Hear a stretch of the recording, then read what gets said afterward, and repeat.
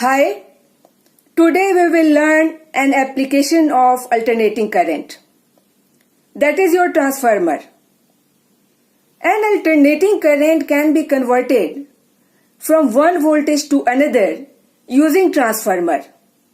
So it is a very important application, and due to this, the electricity is sold by State Electric Department in the form of alternating current.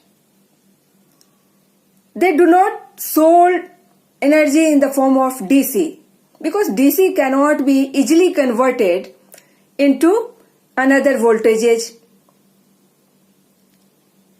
So here you have a transformer.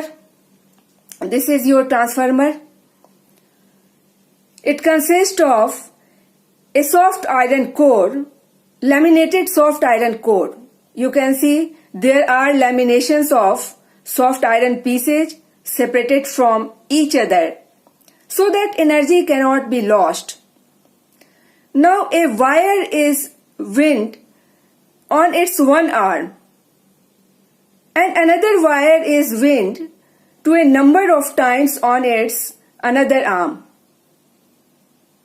The wire which is connected to source of AC supply, the wire is called primary circuit. This is your primary coil.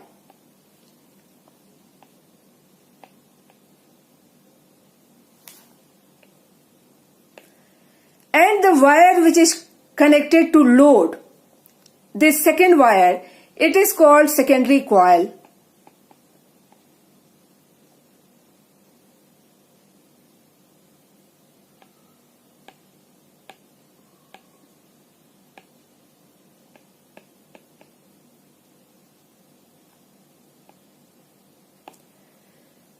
Now we have two kind of windings. The two wires can be wound on a single arm of this soft iron core. The two wires can be wounded on two different arms of a soft iron core. So when a time varying sinusoidal current is given to this primary coil, there will be a change of flux through these coils.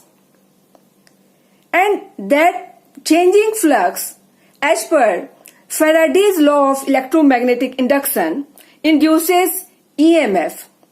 Now these two coils are in closed vicinity. So the induced changing flux in the vicinity of the coils are shared from the two coils. The changing flux will be associated with both the coils, and the changing flux will generate alternating current as per your Faraday's law of electromagnetic induction. So this is the working principle. As per Faraday's law, an EMF is induced in the primary and secondary coil due to rate of change of flux and due to changing current which causes changing flux. Now if the two coils are in closed vicinity, then all the flux lines will be associated with both the coils. So the EMF induced in one coil can be written as, the EMF in primary can be written as minus of rate of change of flux. Now net EMF induced will be in all the turns.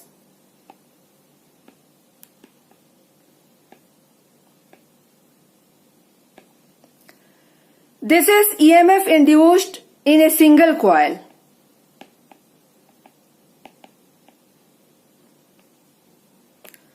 So you can think that the same fill lines, number of fill lines are same, 1, 2, 3. The three number of fill lines are associated with one coil and all the coils. The net flux will be flux through one coil into number of coils. Here we have EMF induced in the primary coil is equal to minus N primary d phi by dt. This is your net flux connected through all the coils. And as per Kirchhoff's law, you can say this EMF as back EMF. This will be induced in opposite direction and this will be opposing the voltage provided to the primary coil. Now as per Kirchhoff's law, the net voltage should be equal to current flowing through the conductor, current flowing through the coil into resistance of the coil. But if the resistance in the primary coil is taken as negligible, then this voltage in primary minus EMF induced in the primary must be equal to 0. And therefore voltage in primary is equal to EMF induced in the primary. So from this equation A, you can also write that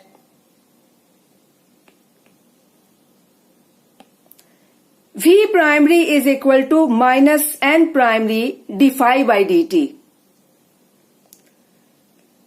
Now in secondary coil,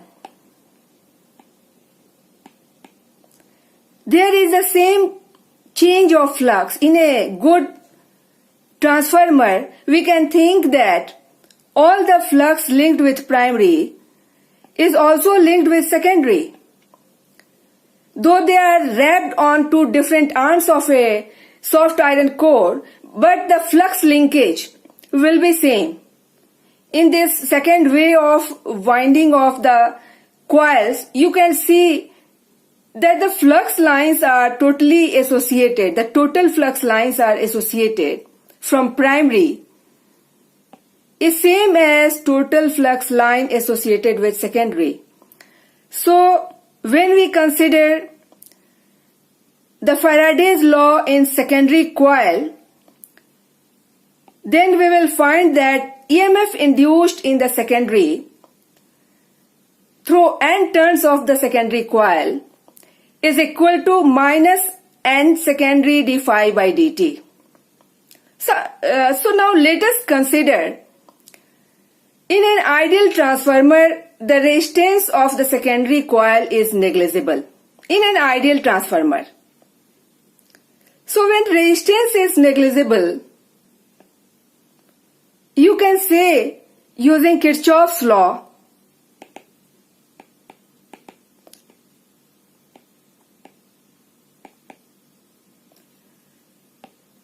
that net voltage is equal to IR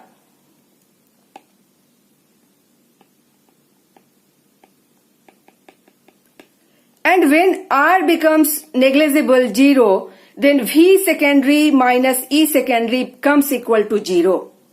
So from here you can find that V secondary is equal to E secondary and that is equal to minus N secondary d phi by dt.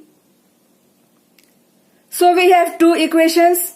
This equation number 1 for primary voltage and equation number 2 for secondary voltage. And if we divide the primary equation 1 with equation 2, then we find that V primary voltage primary divided by voltage secondary is equal to N primary, number of turns primary divided by number of turns secondary. Now let us consider the efficiency of the transformer is 100%. That is, there is no power loss and it is a very good approximation.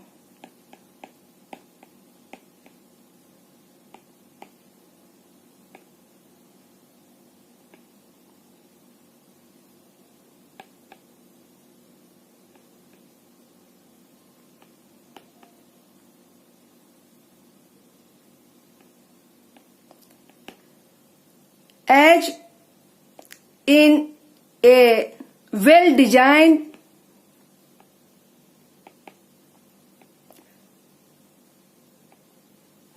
transformer, the efficiency is nearly more than 95%.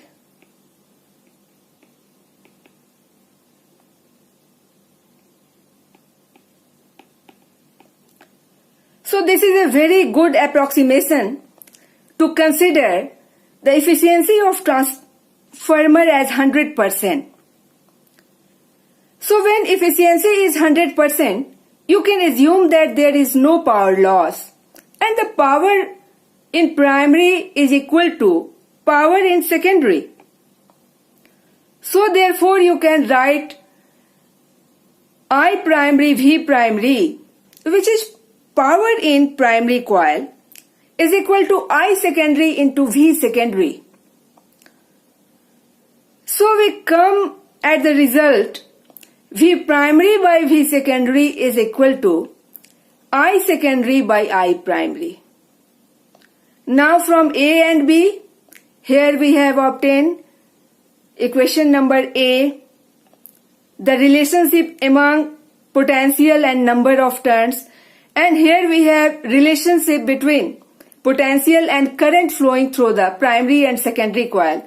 We come at this result that V primary upon V secondary is equal to I secondary by I primary, and this is equal to number of turns primary by number of turns secondary. So you can see that potential and number of turns are directly proportional. V primary, then you have N primary, V secondary, then you have N secondary. They are directly proportional, whereas potential and current are inversely proportional. You can see V primary by V secondary is equal to I secondary by I primary.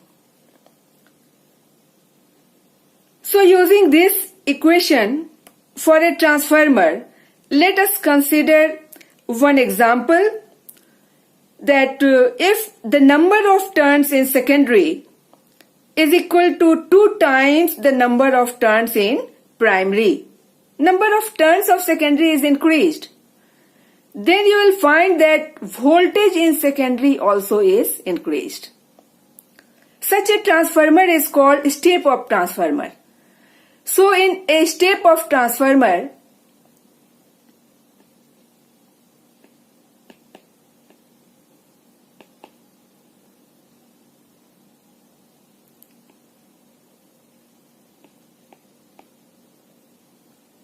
voltage is increased.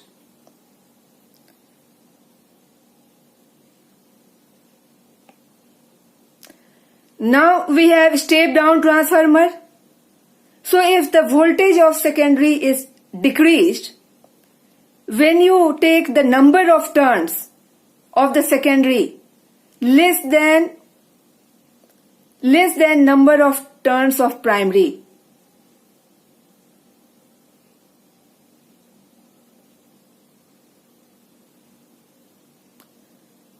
so you have the potential drops in secondary coil. Potential drops in secondary coil. Voltage reduced in secondary coil.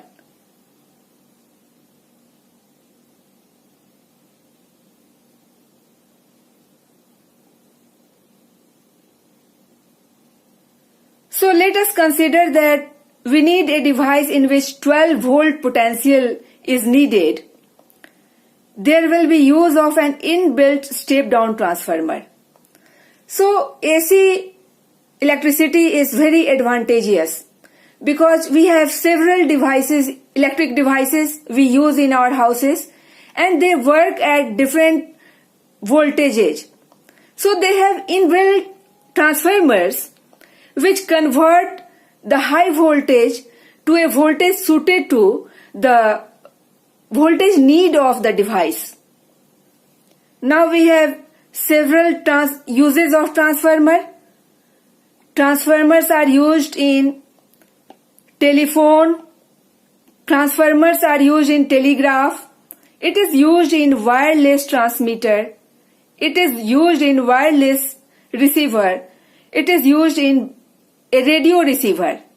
There are so many uses of transformer other than these also, because many devices has inbuilt transformers which transform the voltages supplied by electrical department to a voltage suited to that device.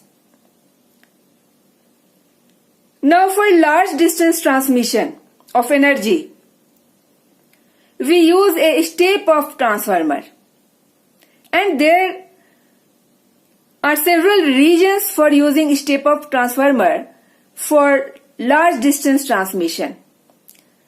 These are, the one is it saves electrical energy and also it saves current. It also saves cost. It is cost effective. Now it can be understood with an example. Suppose you have power supply 11,000 watt and you are supplying this power at two voltages. One is 22,000 volt and another is 220 volt.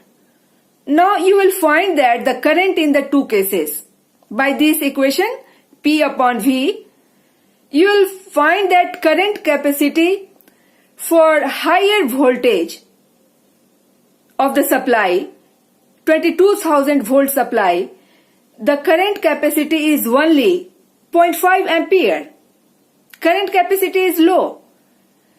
But if you have, instead of high voltage, you have low voltage, then current capacity increases to a very high number, a very high value, that is 50 ampere. Here current capacity has been increased. So for smaller current capacity, we need a thin wire. A thin wire can supply a small current capacity, whereas a thick wire is needed to supply a large current capacity of 50 ampere. So it is cost effective to use a power supply to a large distance from high voltage because it is cost effective. For small current capacity, we should supply the power to large distances by high voltages. It cuts your cost.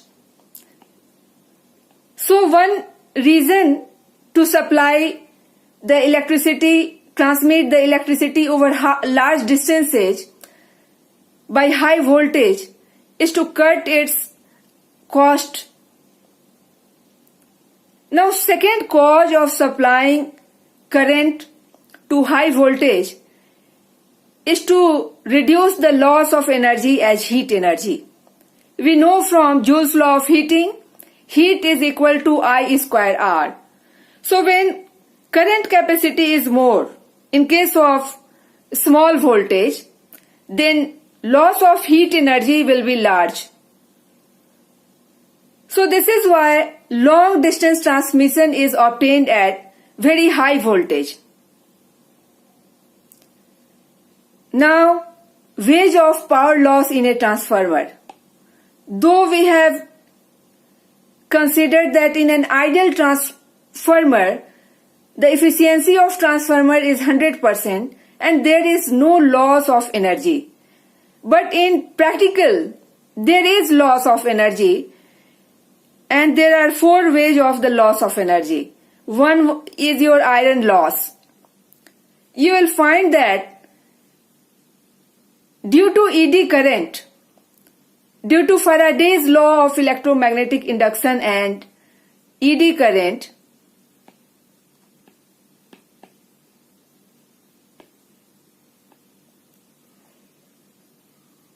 which is induced in the core of transformer,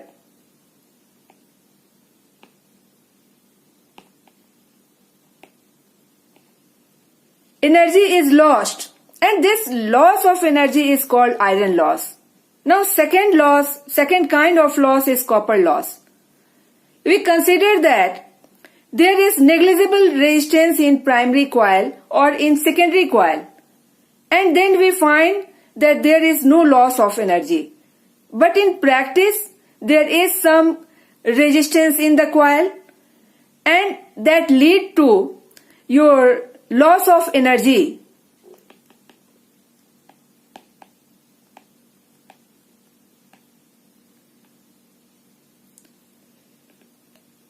As per Joule's law of heating.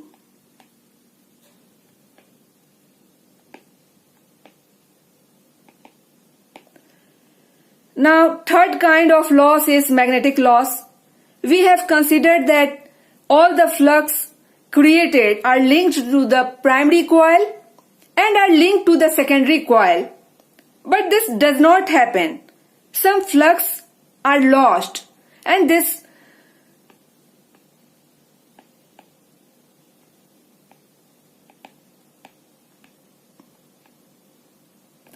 loss is called magnetic loss. Now hysteresis loss. Our coil, our core in a transformer is several times magnetized and demagnetized even in one cycle of AC. So, while demagnetization and magnetization of the core of a transformer, some energy is lost.